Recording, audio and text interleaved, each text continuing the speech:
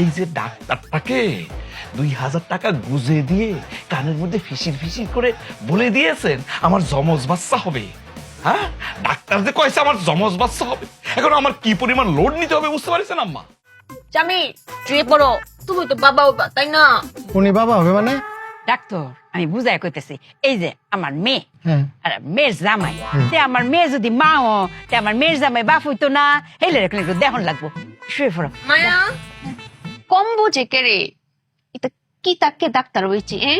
মায়া কারো ওকে বুঝিয়ে বলো। ডাক্তার এই যে রাউন্ড না 2000 টাকা রাউন্ড, এই দুই রোগীকে দেখতে দিন, মাইজারও কথা আছে পর আপনি বুঝাই কইমনে আপনি দেখে নাই। ও মাই গড, ও মাই গড আন্টি, কি অবস্থা? ডাক্তার আমার স্বামীকে অনেক বড় রোগ হয়েছে, এটা বাঁচবে না ও। বড় রোগ না, এ তো খুশির সংবাদ। খুশি বুঝে তো জানি, আপনারা তো একটা জানেন, তার তো ডবল খুশির সংবাদ। ডবল খুশি সংবাদ কিটা? তার তো জমজ বাচ্চা হতে চলেছে। জানতাম জানতাম মায়া, দেখেছো না আমি একবার বমি করে সে 5 বার বমি করে, আর আমার একবার মাথা গুলো সে ঘুরতেই থাকে, ঘুরে ঘুরে আর ঘুরে। জমজ বাচ্চা স্বামী, আমাদের ঘরে 3 জন আসবে, একটা আমার পেটে আর তোমার 2টা জমজ।